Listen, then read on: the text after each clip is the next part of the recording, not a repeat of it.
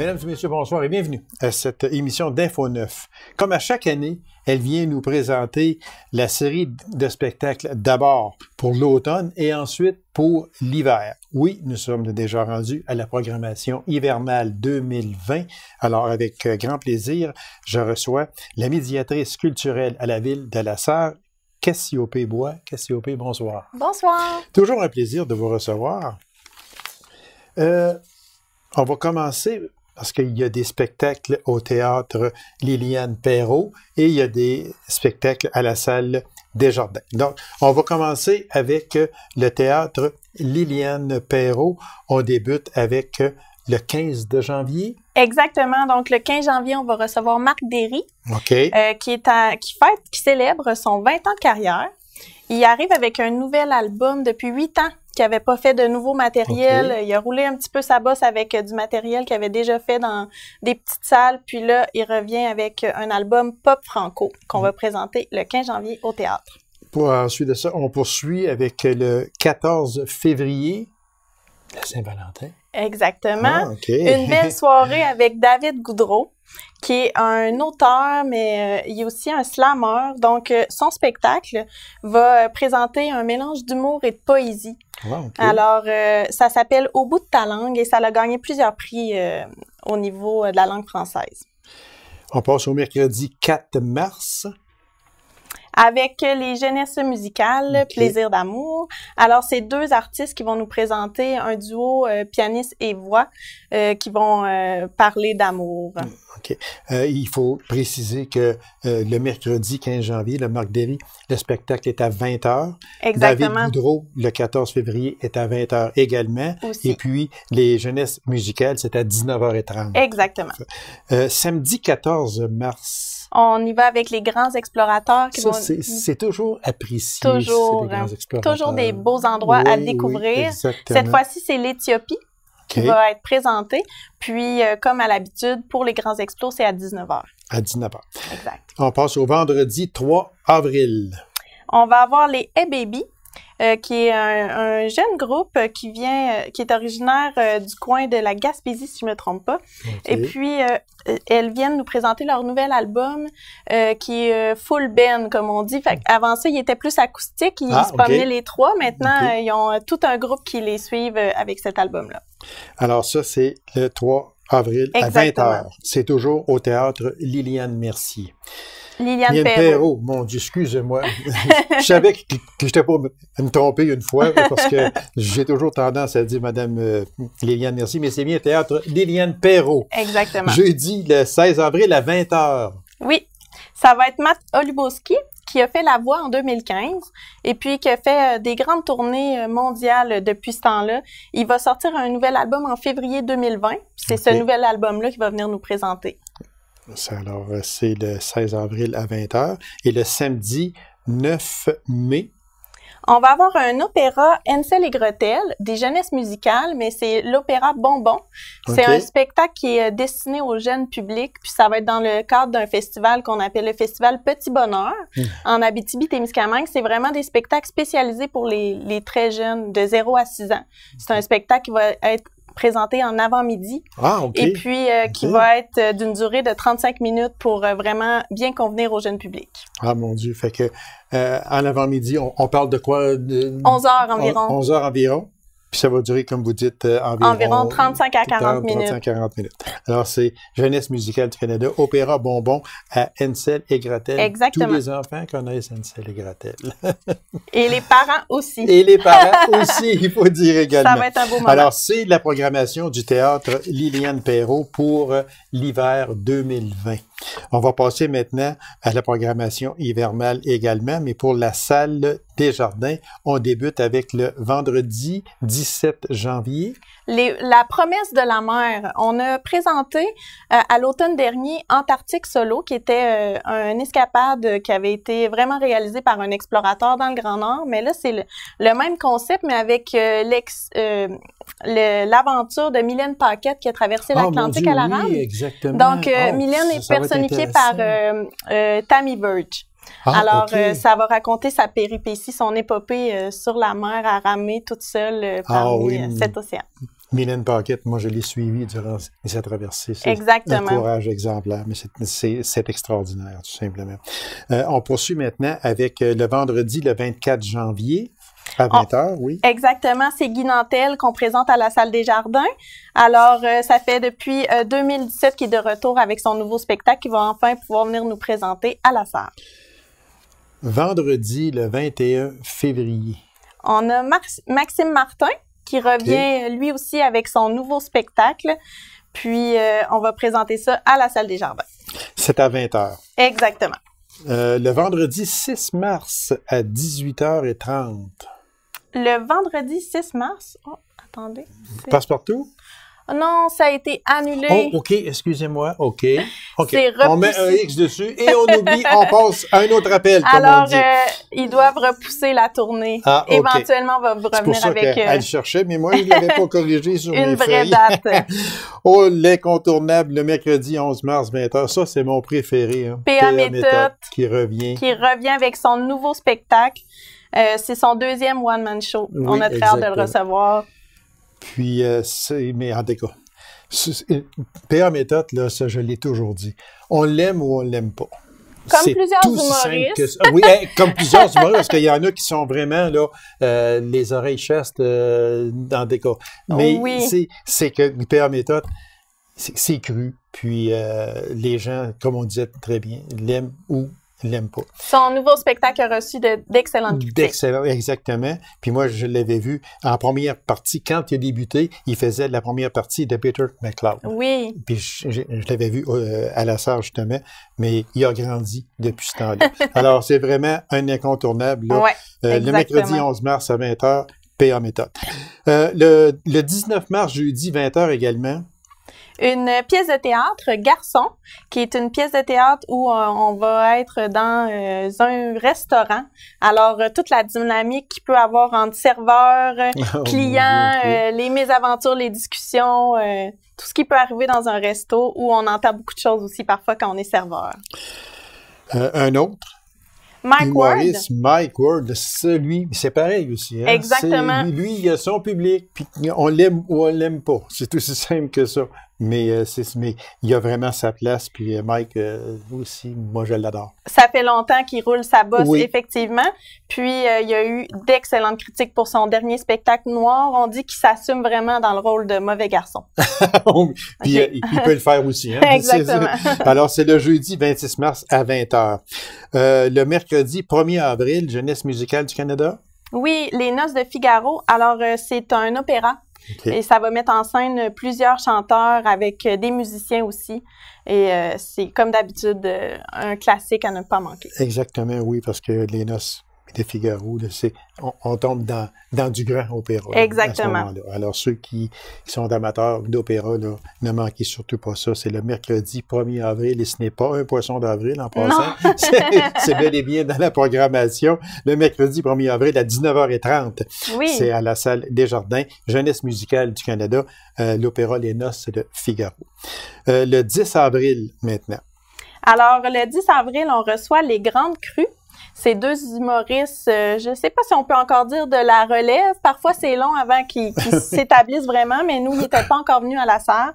C'est un duo humoristique qui rappelle un peu l'époque des cabarets là, à la Dodo et Denise. Okay. Alors, ils sont très crus. Puis, ils comparent beaucoup leur spectacle à justement un bon grand vin, un 5 à 7. Okay. Alors, on va avoir beaucoup de plaisir avec ces deux humoristes-là. J'en suis persuadé. Alors, ce sont les grandes crues. C'est le vendredi 10 avril à 20h. On poursuit avec le vendredi 24 avril, cette fois-ci. Le vendredi 24 avril, c'est les petites tounes qui vont être de retour. Alors, ça va être dans le cadre du Festival des langues sales, mais les petites tounes, ça aussi, on a pu à les décrire, en parler. C'est toujours un spectacle qui est super apprécié des jeunes et des parents. Oui, puis là, ça va être dans le cadre du Festival des langues sales également.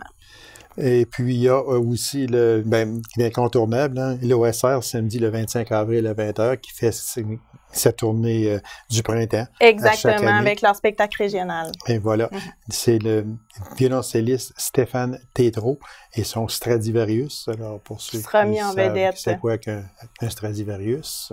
Alors, c'est Cloisser, c'est le samedi 25 avril, toujours à la salle Desjardins. Exactement. Alors, on va passer ici, Cassiope, si tu me permets, on va passer dans le général. On va aller du 17 au 23 novembre. Oui, alors on va souligner la grande semaine des tout-petits à la Maison de la Culture. Alors, il y a une programmation qui sera bientôt présentée avec, entre autres, un spectacle présenté au jeune public pour les CPE et les maternelles 4 et 5 ans, mais aussi des activités gratuites comme la natation et une période de patinage libre. OK. Alors ça passe durant la grande semaine des tout-petits. Exactement. Puis, dans la programmation, on regarde aussi, et il y a toujours une place pour les enfants. Oui, c'est très important pour nous de souligner.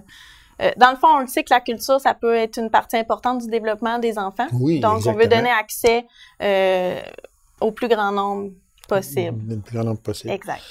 Il y a aussi également au Centre d'art, il y a le 14 novembre. Il va y avoir le vernissage de la toute nouvelle exposition sur ses ressources de Lisa Kresge. Qui est Lisa Kresge? C'est une artiste de l'extérieur. C'est pas une artiste de la région. C'est une artiste qui fait de la sculpture, de céramique. Donc, elle vient nous présenter sa nouvelle exposition. Puis, elle va aussi donner un atelier grand public le samedi à la Maison de la Culture pour ceux qui sont intéressés à apprendre la sculpture de céramique. Alors ça, c'est le 14 novembre. C'est du 14 novembre au 12 janvier? La présentation de son exposition. L'atelier avec l'artiste, c'est le 16 novembre. C'est le 16 de novembre, OK. Exactement. Alors, justement, c'est qu'on était rendu à ça, le 16 novembre. C'est un atelier qu'elle va donner là, au Centre d'art? À la Maison de la Culture, directement dans le Centre d'art. C'est de 10h à midi. Qu'est-ce qui se passe dans un atelier? Est-ce qu'elle vient montrer comment faire des choses? Montrer, et les gens peuvent expérimenter aussi eux-mêmes une création artistique. Oh mon Dieu! Fait que ça doit être sûrement très apprécié aussi. Toujours. La plupart du temps, on affiche complet assez rapidement, oui. Du 28 novembre au 5 janvier, Expo Vente. Oui, alors le Centre d'art a fait une nouveauté dans sa mission. Hein. Il a retravaillé sa mission, puis ils veulent se concentrer, dans le fond, sur les métiers d'art. Et c'est aussi l'objectif de l'Expo Vente cette année. Donc, ce sera des artisans qui présentent des produits à acheter en plein dans le temps des fêtes, des cadeaux à offrir, mais qui sont certifiés 100% métiers d'art par le Conseil des arts des métiers d'art du Québec, exactement. Et ça se passe à quel endroit? Ça se passe dans le hall de la Maison de la Culture, puis ça va être un peu comme une boutique avec des étalages où on peut venir choisir, voir les objets et les acquérir. Ah, mon Dieu! Fait que c'est du 28 novembre, comme on disait si bien, au 5 janvier. Dans la période, exactement. Dans la période du temps des fêtes, sur les heures d'ouverture de la Maison de la Culture pour venir magasiner puis offrir des cadeaux originaux et faits main. Un autre atelier avec Roger Pellerin que tout le monde connaît. Exactement. C'est tellement beau qu'est-ce qu'il fait. C'est le 7 décembre. 7 décembre, il va nous parler de la nouvelle technique qui travaille sur des cubes de bois. Alors, il fait de l'estampe, puis rehausse à l'acrylique. Puis, on va se déplacer directement à l'île Nepawa. Puis, pour tous les détails, bien, ça va être sur notre page Facebook et sur notre site Internet là, quand j'aurai les dates, les heures exactes de l'atelier. Mais c'est sûr que le 7 décembre, c'est à mettre à votre agenda. Il y a aussi, très vitement, il y a des forfaits. Oui, exactement. Il y a toujours un forfait de spectacle. Donc, le forfait Desjardins cette année va comprendre La promesse de la mer, Guy Nantel, Maxime Martin, Garçon, Mike Ward et Les Grandes Crues. Et puis, cette année spécialement, à l'achat du forfait, vous allez obtenir un 20% de rabais sur un spectacle au Théâtre Liliane Perrault. Donc, vous allez recevoir un code promo à l'achat de votre forfait pour acheter un autre spectacle à 20%. Et ces forfaits-là sont en vente? Les forfaits, ils seront en vente à partir du la première semaine de décembre. Ah, OK. Exactement. Alors, on se présente, non, on peut aller sur Ticket Accès, hein, je pense. Vous pouvez l'acheter sur Ticket Accès. La période des renouvellements se fait du 19 au 24 novembre. Ceux qui ont déjà acheté un forfait ont la chance de le racheter en premier. OK. Puis la semaine suivante, c'est soit en personne à la Maison de la Culture ou sur Internet sur Ticket Accès. Alors, encore une belle brochette. Je suis persuadé que ce sera encore une salle comble à chacun des spectacles, que ce soit au Théâtre Liliane Perrault ou à la Salle des Jardins. Félicitations à vous, Mme Cassiopée. Encore, vous avez fait un excellent travail. Puis j'en suis persuadé que déjà, vous avez implanté quelques contacts, probablement, pour l'autre... Bien sûr, pour la prochaine programmation, on travaille déjà là-dessus, puis on vous prépare des belles surprises encore. Fait que déjà, on est au mois de novembre. Oui. Vous travaillez déjà sur la programmation automne 2020. Oui, il y a des spectacles qui sont même réservés plus longtemps. Oui, déjà, mais là... On ne lui demandera pas non, ça, garde ça secret. Elle nous dira pas. Pour la prochaine fois. Elle a été bien encadré par Marilus, qui voulait aussi rien me dire. Cassiopée, merci infiniment, puis on vous souhaite de bons spectacles. Merci. C'est moi qui vous remercie. Courte pause, on vous revient immédiatement après. Reste avec nous.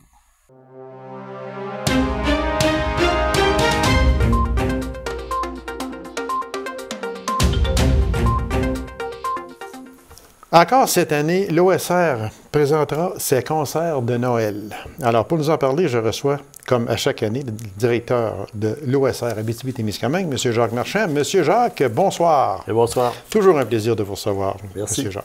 Puis, toutes les fois que vous venez nous visiter, habituellement, c'est 2 fois par année. Donc, une fois, vous venez ici, vous annoncez l'hiver, vous annoncez Noël et l'hiver, puis quand vous revenez, bien, vous annoncez le printemps. Écoute, on a toujours un côté futuriste en nous. Et voilà, exactement, parce que quand vous venez, c'est pour la série de concerts du mois de mai. Puis, rendu à ce temps-ci, bien là, vous venez nous parler de la tournée des concerts de Noël. C'est un incontournable, ces concerts de Noël. Puis, ça, on le dira jamais assez. Et vous serez d'accord avec moi, M. Jacques, j'en suis persuadé. Les concerts de Noël, même si on entend l'Adeste Fideles, même si on entend tous les grands succès des chants de Noël, on se lasse jamais. Ah non, il y a une magie dans les chants de Noël. Là, je ne sais pas, je pense que c'est l'époque. C'est une époque où on se retrouve non seulement en famille, mais nous autres, l'hiver arrive, on se met dans notre petite boule de nous autres.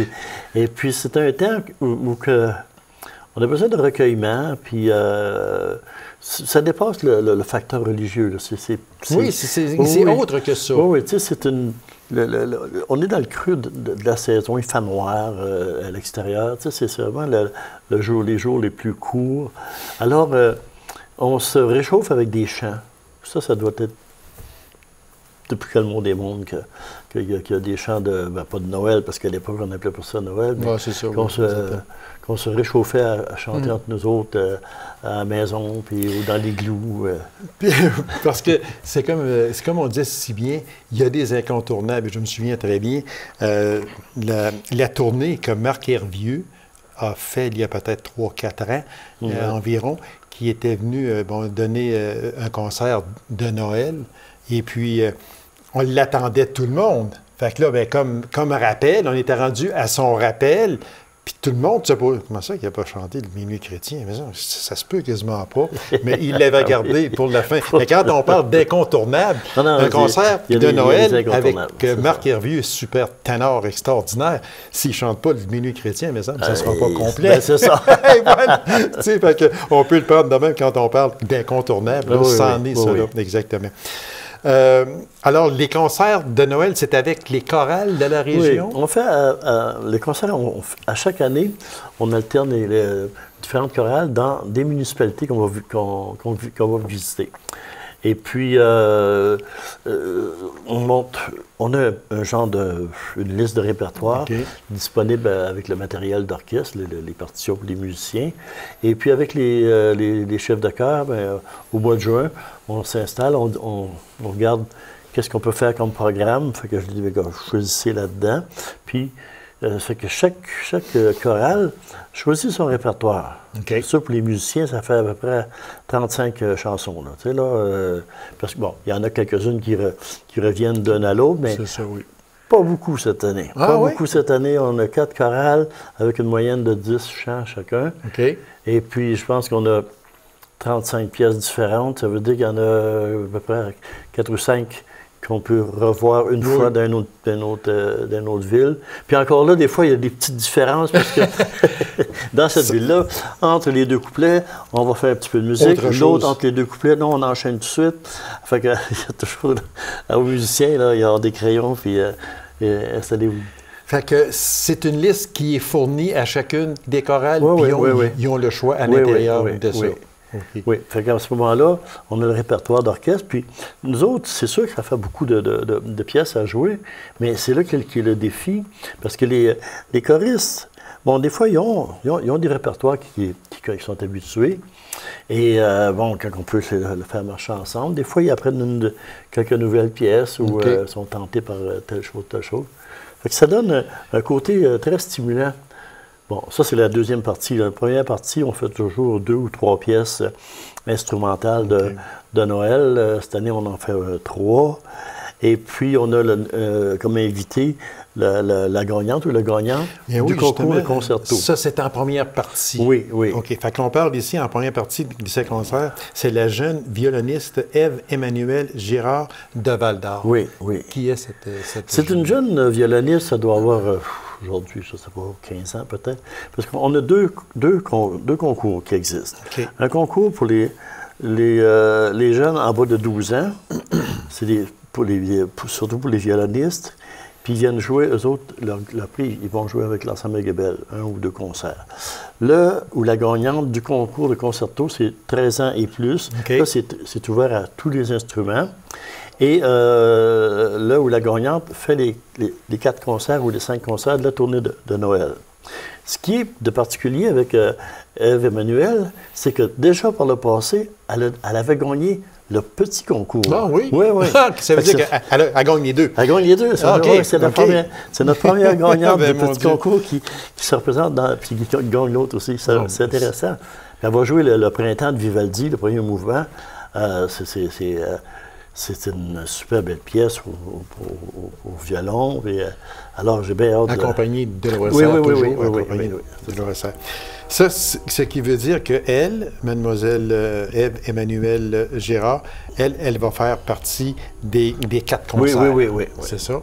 L'idée avec ces concours-là, c'est de donner l'opportunité aux jeunes musiciens à la relève de jouer avec un orchestre, de se faire accompagner par un orchestre. Parce que c'est une expérience comme jeune musicien ou jeune musicienne, une expérience enrichissante de travailler avec des grands du grand monde par rapport à... se faire accompagner par l'OSR, quand on a peut-être, je ne sais pas, 15, 16, 17 ans, peu importe, là, mais se faire accompagner par l'Orchestre symphonique régional, ça doit être un hommage.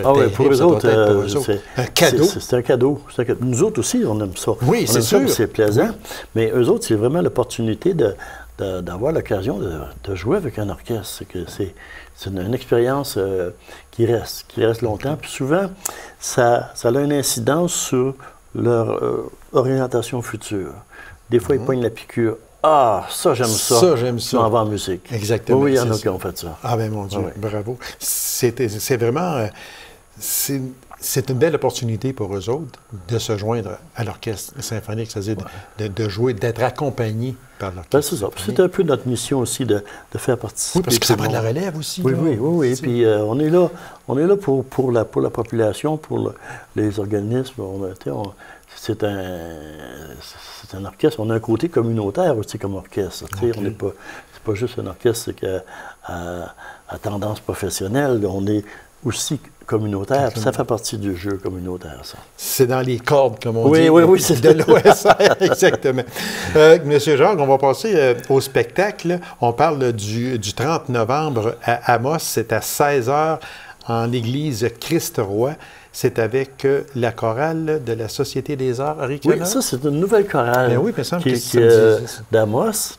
C'est Louise Morin qui est directrice. Alors, l'an passé, Louise m'a dit je pars une chorale. Ça serait le fun si on faisait des concerts de Noël. Ben, je dis oui, parce qu'on cherche toujours des nouvelles chorales, tout ça. Exactement. Oui. Fait que oui, ça va être intéressant, ça. Fait que c'est le 30 novembre, c'est le début. C'est le début. On commence à Amos le 30 novembre. De la tournée. C'est à 16h en église Christ-Roi à Amos. Ensuite de ça, le 1er décembre, on s'en va à Val-d'Or. C'est aussi à 16h en église Saint-Sauveur avec la chorale de l'école Saint-Joseph. C'est un chœur d'enfants. C'est des chœurs d'enfants. Oui, ça, c'est des enfants. Ça, c'est vraiment plaisant. Ah, je comprends. À l'occasion, quand on peut faire avec des voix d'enfants, là, c'est vraiment, ça, c'est magique. C'est magique. Ils sont un bon nombre, là, eux autres, là. Fait que c'est sous la direction de José Pépin. Oui. Après ça, on se dirige une semaine plus tard ou presque à Rouyn-Noranda, qui est le 7 de décembre à 16h en l'église Immaculée Conception, avec la chorale en sol mineur que l'on connaît. Oui, qu'on connaît. Sous la direction de Suzanne Brouillard. Oui, cette année, ils sont à peu près 60 qui viennent. Oh mon Dieu, OK. Ah oui, les choristes aussi aiment ça, chanter avec l'orchestre. Ben oui, c'est sûr. Quand on passe, ils s'en rajoutent toujours. OK, c'est bon, c'est bon. Ben oui, c'est bien. Et puis, on termine avec La Sarre, le 8 décembre à 16h en l'église Saint-André de La Sarre. C'est avec l'ensemble vocal Adagio, sous la direction de M. Benoît Roy, que tout le monde connaît. Fait que l'ensemble vocal Adagio, elle existe depuis ça fait quand même un bon nombre d'années. Un bon nombre d'années. Un bon nombre d'années. C'est un bon chœur, c'est une bonne chorale. Okay. Et puis, tous les concerts, c'est... je ne sais pas, les billets sont, c'est quoi, je pense que c'est 20$ puis gratuit. Oui, mais ici, on n'a pas le prix, mais les billets sont en vente auprès des choristes et les pharmacies de Jean Coutu à partir du 1er novembre, donc puis très bientôt. Même c'est en vente au moment où l'on se parle parce que l'émission passe le 12 novembre.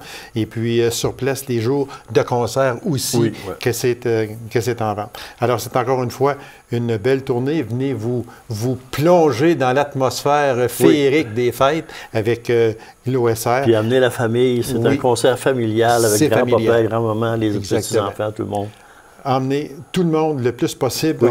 Très vitement, on dit, Amos, le 30 novembre, 16h en l'église Christ-Roi. Val-d'Or, le 1er décembre, 16h, toujours église Saint-Sauveur. Rouyn-Noranda, 7 décembre, 16h, Immaculée Conception. Et à La Sarre, on termine avec le 8 de décembre, 16h en l'église Saint-André. Monsieur Jacques, merci infiniment. C'est toujours un grand plaisir de vous recevoir. Et longue vie à l'OSR, s'il vous plaît. Merci beaucoup. C'est moi qui vous remercie. Alors, mesdames et messieurs, merci d'avoir été là. On se donne rendez-vous à une prochaine émission de Info 9. Au revoir et bonne semaine.